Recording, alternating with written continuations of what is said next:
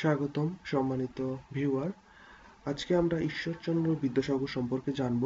আজকের এই টিউটোরিয়ালটি মূলত যারা বিসিএস পরীক্ষা দিবেন প্লাস ভালো ভালো ব্যাংকের জন্য ব্যাংক জবের জন্য ট্রাই করতেছেন তাদের জন্য খুবই ফলপ্রসূ হবে। এছাড়া যারা বিদ্যাসাগর সম্পর্কে জানতে চান তারাও এই স্বল্প সময়ের ভিডিওতে আশা করি গুরুত্বপূর্ণ ইনফরমেশনগুলো জানতে পারবেন।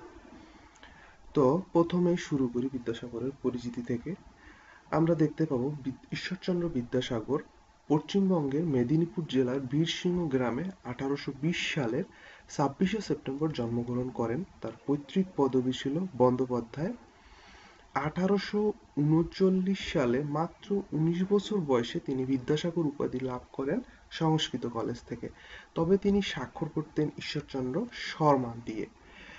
তিনি বাংলা গদ্যের জনক। তার পিতার নাম ঠাকুরদাস ও মাতা ভগবতী দেবী। এরপরে আমরা তার কর্মজীবনের দিকে তাকালে দেখতে পাবো 1841 খ্রিস্টাব্দের 29শে ডিসেম্বর মাত্র 21 বছর বয়সে ফোর্ট উইলিয়াম কলেজের বাংলা বিভাগের প্রধান পণ্ডিত হিসেবে তিনি নিযুক্ত হন। তখন তার বেতন ছিল 50 টাকা। এছাড়া 1846 সালের 29শে এপ্রিল তিনি সংস্কৃত কলেজে যোগদান করেন। 1851 সালে তিনি সংস্কৃত কলেজের অধ্যক্ষ পদ গ্রহণ করেন। 1858 সালের 3রা নভেম্বর শিক্ষা বিভাগের অধিকর্তার সাথে মতবিরোধ হলে তিনি সংস্কৃত কলেজের অধ্যক্ষ পদ থেকে পদত্যাগ করেন। তার অবদান সম্পর্কে জানতে গেলে তার অবদান বাংলা সাহিত্যে প্লাস সমাজ সংস্কারে বিবিধ অবদান রয়েছে তার। তবে তিনি বিধবা বিবাহের পক্ষে এবং বহু বিবাহের বিপক্ষে, এছাড়া তিনি বাল্য বিবাহের বিপক্ষে সক্রিয় আন্দোলন করেন। 1855 সালে বিধবা বিবাহ প্রচলিত হওয়া উচিত কিনা এততি বিষয়ক প্রস্তাব নামে একটি পুস্তক প্রকাশ করেন। তার আন্দোলনের ফলে 1856 সালে বিধবা বিবাহ আইন পাশ হয়। 1870 সালে তার সুযোগ্য পুত্র নারায়ণচন্দ্র একজন বিধবা বিবাহ করেন। বাংলা গদ্যে তিনি প্রথম জ্যোতি বা বিরাম চিহ্নের ব্যবহার করেন।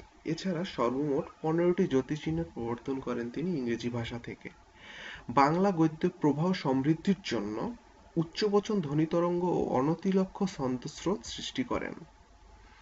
তার রচনাবলীর দিকে তাকালে আমরা দেখতে পাবো তিনি তার ব্যাকরণ গ্রন্থের নাম হচ্ছে ব্যাকরণ কৌমুদী, সর্বশুভকরী বিদ্যাসাগর সম্পাদিত পত্রিকা, এছাড়া বোধোদয় ও বর্ণপরিচয় প্রভৃতি শিশুতোষ গ্রন্থের রচয়িতা তিনি।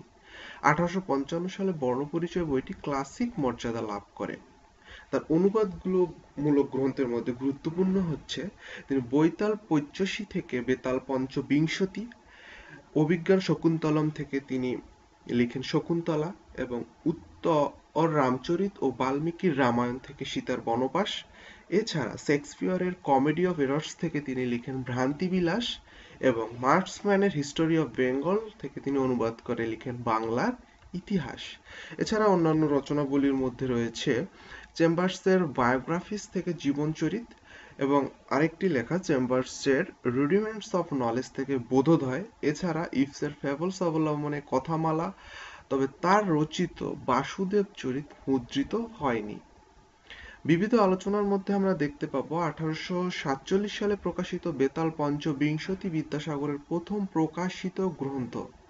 1863 সালে প্রকাশিত তার রচিত প্রভাবতী সম্ভাষণ বাংলা ভাষায় রচিত প্রথম মৌলিক গদ্য রচনা। এটি ছিল একটি শোকগাথা।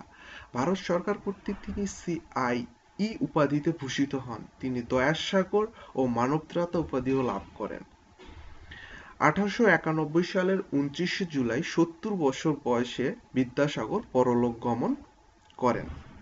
তবে একটু আলোচনা না করলেই না, সেটা হচ্ছে অতি অল্প হইল আবার অতি অল্প হইল ব্রজবিলাস, এই তিনখানা পুস্তক কস্যচিৎ উপযুক্ত ভাইপোষ্য ছদ্মনামে তিনি লিখেছিলেন। এছাড়া আরেকটি ছদ্মনাম হচ্ছে কস্যচিৎ উপযুক্ত ভাইপো সহচরস্য ছদ্মনামে লিখেছিলেন রত্ন পরীক্ষা। এখন দেখব বিসিএসে এসেছে এমন কিছু প্রশ্ন বিদ্যাসাগর থেকে। এটা হচ্ছে একটু আগে দেখে আসলাম, প্রভাবতী সম্ভাষণ কে রচনা করেন? বিদ্যাসাগর।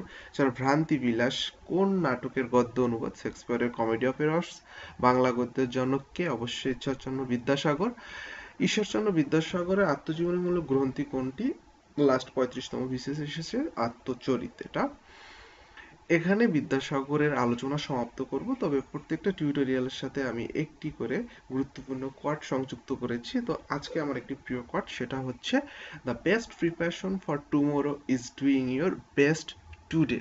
এ কথাটি বলেছেন H Jackson Brown junior. H Jackson Brown junior is an American motivational author. সম্মানিত ভিউয়ার, আমার টিউটোরিয়ালের মধ্যে অনেক ভুল থাকতে পারে, তবে আমি চেষ্টা করেছি সম্পূর্ণ নির্ভুল তথ্য দেওয়ার। আপনাদের যদি কোনো ভুল চোখে পড়ে তাহলে অবশ্যই কমেন্টসে জানাবেন। ধন্যবাদ।